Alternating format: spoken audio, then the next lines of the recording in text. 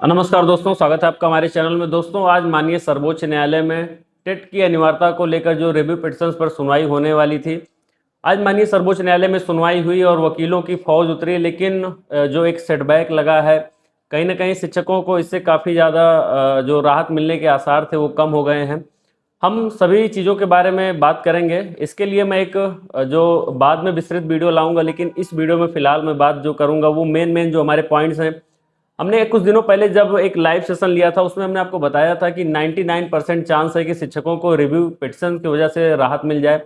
लेकिन फिलहाल हमने 1% जो अपना मेरा जो माइंड सेट था कि हो सकता है कि राहत ना भी मिले, उसके पीछे जो हमने तर्क दिया था वो था जो हमारे संविधान का अनुच्छेद 21 ये है, जिस जो शिक्षा का अधिकार 6 से 14 तक के उम्र के बच्चों को निःशुल्क एवं अनिवार्य शिक्षा अधिकार प्राप्त करता है। तो कहीं ना कहीं जो माननीय सर्वोच्च न्यायालय में आज जस्टिस दीपांकर दत्ता जी और जस्टिस मनमोहन जी की बेंच के द्वारा यहाँ पर सुनवाई हुई, उसमें ये बिंदु भी देखने को मिले हैं। तो फिलहाल हम इस वीडियो में आपको बताएंगे कि आज सुनवाई में क्या क्या हुआ है और क्या पॉजिटिव क्या निगेटिव यहाँ पे तर्क है, और क्या जो 2 साल की वैलिडिटी है उसको एक्सटेंड किया जाएगा या नहीं, टेट से रिलीफ किस प्रकार मिलेगा, इन सभी बिंदुओं में चलिए हम बात करते हैं। अगर चैनल पे नहीं जुड़े हैं तो प्लीज़ चैनल को सब्सक्राइब कर लीजिएगा। लंबी लड़ाई है, आप सभी लोगों को जो करंट अपडेट होते हैं और जो तार्किक अपडेट होते हैं हम अपने चैनल से प्रोवाइड करवाते हैं। देखिए, जो आज माननीय सर्वोच्च न्यायालय में सुनवाई हुई है, सभी जो सम्मानित वकील थे, सभी जो एवार थे, सभी लोग वहाँ पे उपस्थित हुए और साथ ही साथ उन्होंने अपना अपना पक्ष रखा। लगभग 2 घंटे की सुनवाई हुई और माननीय सर्वोच्च न्यायालय ने जितने भी रिव्यू के लिए यहाँ पे काउंसिल्स पहुंचे थे उनको जो है यहाँ पर सुनने का मौका दिया और उन सभी को सुना है। जो यहाँ पे काउंसिल्स के द्वारा, अधिकतर काउंसिल्स के द्वारा बोला गया वो दो तीन चीजें थी, जैसे कि जो ये डिसीजन है वो रेट्रोस्पेक्टिव कैसे लागू की जा सकती है। जो यहाँ पे मेन पेज फंसा वो 2017 का अमेंडमेंट है। माननीय सर्वोच्च न्यायालय ने कहीं कहीं हिंट भी दिया है कि हो सकता है कि एनसीटी और केंद्र सरकार चाहे तो इसमें जो है रिलैक्स आपको दे सकती है। माननीय सर्वोच्च न्यायालय यहाँ पे एक बिंदु बहुत ही अच्छा बोला था, जब आप अभी पूरी हियरिंग सुनेंगे जो कि फ्री अवेलेबल भी है, वहाँ पे उन्होंने तर्क दिया कि जो आप लोग यहाँ पे चैलेंज कर रहे हैं डिसीजन को, कहीं ना कहीं आप 2017 के डिसीजन को आपने अभी तक चैलेंज क्यों नहीं किया। जो 2017 का अमेंडमेंट केंद्र सरकार के द्वारा किया गया था, आप लोगों ने इसको चैलेंज क्यों नहीं किया। चाहे सुप्रीम कोर्ट में आप इसको चैलेंज करना चाहिए था। तो बिल्कुल न्यायिक पुनरावलोकन का अधिकार सभी को है और जितने भी कानून बनेंगे वो चाहे शेड्यूल 9 के हों या कहीं के भी रहेंगे, सबको जो है अब जो है चैलेंज किया जा सकता है और सभी बिंदुओं पर जो है न्यायिक पुनरावलोकन पे चर्चा की जा सकती है, ऐसा माननीय सर्वोच्च न्यायालय के द्वारा भी आज बोला गया। ये सब आगे के बिंदु है जिस पर बात किया जाएगा, लेकिन जो उनका मेन मोटिव था वो सीधा सीधा जो अनुच्छेद 21 से है, जो फ्री एंड कंपलसरी एजुकेशन की बात करता है, उस पर उनका विशेष जोर था। और यहाँ पे शिक्षकों को वो बहुत अधिक राहत देते हुए नजर नहीं आ रहे थे। फिलहाल आदेश जो है रिजर्व हो गया है, अब देखिए आदेश की कॉपी कब तक आएगी। तो आज की सुनवाई में बेसिकली यही हुआ है और सभी राज्यों को सुना गया है, पॉइंट वाइज सुना गया है। कुछ राज्यों ने टाइम पीरियड को एक्सटेंड करने की बात कही है, तो कहीं कहीं जो कुछ राज्यों के द्वारा यहाँ पर जो टेट की अनिवार्यता उसको रिमूव करने की बात की गई है। कुछ राज्यों का तर्क था कि हमारे यहाँ अभी केंद्र जो हमारा राज्य सरकार है उसके द्वारा 4-5 साल से जो विगत किसी भी प्रकार का टेट यहाँ पे आयोजित नहीं किया गया है। तो वहाँ माननीय सर्वोच्च न्यायालय का जवाब आता है कि ये हमारा विषय नहीं, ये राज्य सरकार का अब जो है हमने आदेश दे दिया है, अब वो उनको ऑर्गेनाइज करवाना है, वो कैसे ऑर्गेनाइज करवाते हैं वो उनकी अब बात है और उनके पाले में है। फिलहाल ओवरऑल जो एक कंक्लूड निष्कर्ष निकल कर सामने आता है वो ये है कि माननीय सर्वोच्च न्यायालय के द्वारा जो 1 सितंबर 2025 को आदेश दिया गया था एज इट इज, या उसमें कुछ संशोधन के बाद उसको हो सकता है कि उसका इम्प्लीमेंट किया जाए। और संशोधन एक ही चीज का हो सकता है, उसमें जो टाइम लिमिट है उसको एक्सटेंड हो सकता है किया जा सके, जिसका भी जो चांस है वो काफी कम मुझे नजर आ रहा है। अब हम बात करते हैं कि आगे इसमें क्या कुछ हो सकता है। देखिए, जो भी परेशानी होती है, जो भी समस्या होती है, सभी समस्याओं का निदान होता है और माननीय सर्वोच्च न्यायालय ने भी अपने जो 2 घंटे की हियरिंग है उसमें उन्होंने कमेंट भी किया है कि राज्य केंद्र सरकार और एनसीटी चाहे तो इसमें कुछ कर सकती है। साथ ही साथ उन्होंने एक चीज और बोला कि आप लोगों ने 2017 के इस अमेंडमेंट को चैलेंज क्यों नहीं किया। अब आपको दो चीज यहाँ पे समझनी होगी कि आप लोग सोच रहे होंगे कि जो 2017 का अमेंडमेंट है वो चाहते तो जो जस्टिस बैठे हैं वो एबोलिश कर सकते थे, उसको मिटा सकते थे, उसको रिमूव कर सकते थे। नहीं, अब उनके हाथ में वो पावर नहीं है। आपको समझना होगा कि जब कोई चीज़ संविधान में हमारे मेंशन हो जाती है, अगर संविधान की किसी चीज़ का न्यायिक पुनरावलोकन करना है या संविधान में लिखी गई बातों का अगर आपको किसी भी पॉइंट को काट छाट किसी भी तरीके से सुधार करना है, तो आपको 5 जजों की बेंच जरूर गठित करनी पड़ेगी, जिसको हम संवैधानिक बेंच भी बोलते हैं। तो बिना संवैधानिक बेंच के आप किसी भी पॉइंट को बिल्कुल भी नेग्लेक्ट नहीं कर सकते हैं कि ये जो समस्या है उससे निदान हो जाएगा।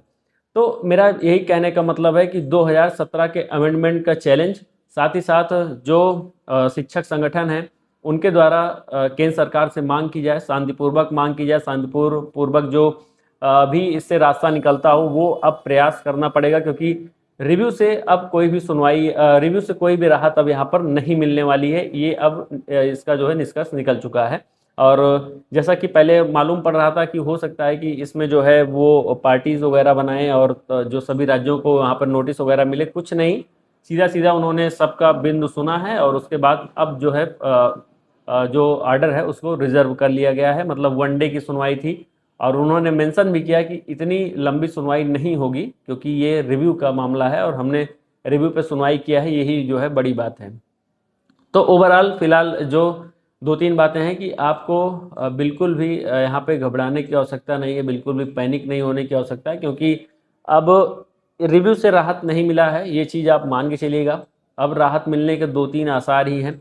एक तो सबसे अच्छा है केंद्र सरकार, और जैसा कि बंगाल के चुनाव के समय हमारे जो केंद्रीय शिक्षा मंत्री जी हैं उनके द्वारा यहाँ पे बोला भी गया था कि आप बंगाल हमें जितवाइए और हम कुछ ना कुछ स्टेट से रिलीफ के लिए करेंगे। तो यहाँ पे उनकी मांगों को भी याद दिलवाया जाए। और उसके साथ जो सेकंड चीज़ है, जो मैं काफ़ी समय से भी बोल रहा था कि जो 2017 का अमेंडमेंट है, क्यों ना उसको चैलेंज किया जाए कि क्या किसी भी कानून को रेट्रोस्पेक्टिव लागू किया जा सकता है। फिलहाल यहाँ पे रेट्रोस्पेक्टिव या प्रोस्पेक्टिव का कोई महत्व नहीं था, क्योंकि जज साहब सिर्फ एक चीज़ लेके बैठे हैं और उन्होंने जो स्टेट ऑफ त्रिपुरा वर्सेस सचलदेव के मामले में भी बोला था कि मेरा जो ये जजमेंट है वो 23(2) का जो है व्याख्या है और वो 2017 के अमेंडमेंट के द्वारा जो किया गया है। तो 23(1)(2) के जो प्रोविज़ो हैं यही पूरे आज रिव्यू में हावी रहे और उसके अलावा कोई भी तथ्य उनको सुनने के लिए वो बिल्कुल भी मतलब कि एक्सेप्टेबल नहीं थे कि वो कोई भी तथ्य वहाँ पे सुन सकें। तो ये चीज़ें हुई हैं आज, और इसका विस्तृत मैं जो है आप लोगों के लिए 2-3 दिन में वीडियो लाऊंगा कि क्या कुछ 2 घंटे के जो यहाँ पे डिस्कस हुआ है, 2 घंटे तक जो बहस चली है, उसमें माननीय सर्वोच्च न्यायालय के द्वारा क्या क्या चीज़ें बोली गई और हमारे अधिवक्तागण के द्वारा क्या क्या चीज़ें बोली गई। साथ ही साथ उस वीडियो में हम बात करेंगे कि अब हमारे पास आगे के क्या कानूनी अधिकार हैं, कि हम किस प्रकार जो है अब कानूनी लड़ाई को आगे लड़ेंगे। साथ ही साथ जो ज़मीनी लड़ाई है ये तो अब चलेगी ही, क्योंकि जो चीज़ें शिक्षक करने से कतरा रहे थे, अब लग रहा है कि सीधा आमना सामना उन्हीं चीज़ों से करना पड़ेगा। और फिलहाल अब देखिए आगे क्या होता है। आप लोग बिल्कुल भी किसी भी चीज़ों से घबराने की आवश्यकता नहीं है। काफ़ी लाखों लाख शिक्षकों का मामला है। कितने ज़्यादा राज्यों ने तो वहाँ पे शिक्षकों की संख्या को भी नोट करवाया और उनके द्वारा बताया गया कि हमारे यहाँ 38,000 39,000 शिक्षक हैं और उसमें से 5,000 शिक्षक ही जो है टेट क्वालिफाई हैं, उसके अलावा कोई भी टेट नहीं क्वालिफाइड है। तो लंबी लड़ाई है और अब बिल्कुल इस डिसीजन से लग चुका है कि जो कुछ भी है 2017 का अमेंडमेंट है, अब पता नहीं गलती से हुआ। एक बहुत ही अच्छा बंगाल की तरफ से जो है महिला जो हमारी अधिवक्ता वो खड़ी हुई थी और उनके द्वारा बहुत ही अच्छा बोला गया कि हो सकता है कि सही या गलत किस तरीके से ये चीज़ आ गई है, लेकिन आपको समझना पड़ेगा कि जो 2015 में बात की गई है वो 2010 का नोटिफिकेशन या तो ओवरराइड कर रहा है। अगर ओवरराइड कर रहा है तो उसमें कहीं पे मेंशन होना चाहिए कि 2010 के पूर्व भी जो नियुक्त शिक्षक हैं उनके ऊपर ये लागू होगा, क्योंकि 2017 का जो अमेंडमेंट 2015 से लागू किया गया है वो 2010 के पहले भी जितने शिक्षक अपॉइंट हुए हैं उनको तो वैसे ही वो पहले ही जो है टेट की अनिवार्यता से रिलैक्सेशन प्रदान कर देता है। तो जो बात होगी वो अगस्त जो 2010 से और 2012 के बीच में या 29/7/2011 से जब से नोटिफिकेशन रिलीज हुआ है और इन तमाम प्रक्रियाओं पे कार्य प्रगति पर हुआ उस पर जो है लागू होगा, ना कि जो है पूर्व से अपॉइंट शिक्षकों पर लागू होगा। तो फिलहाल इस वीडियो में हम इतना रखते हैं और एक नया और डेडिकेटेड वीडियो आएगा 10-20 मिनट का, जिसमें हम सभी पहलुओं पर बात करेंगे कि आखिर में 2 घंटे की जो विचार विमर्श हुआ, जो बहस हुई, उसमें क्या निष्कर्ष निकला।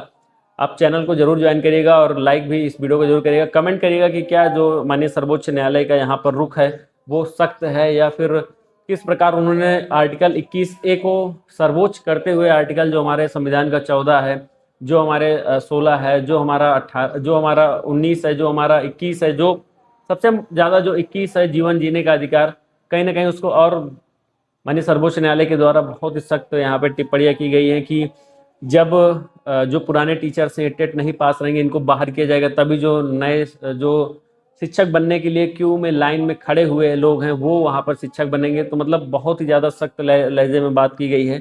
इससे किसी भी प्रकार के राहत का उम्मीद नहीं किया जा सकता कि 1 सितंबर 2025 के इस डिसीजन में किसी भी प्रकार का कोई भी अमेंडमेंट सुप्रीम कोर्ट के द्वारा होगा।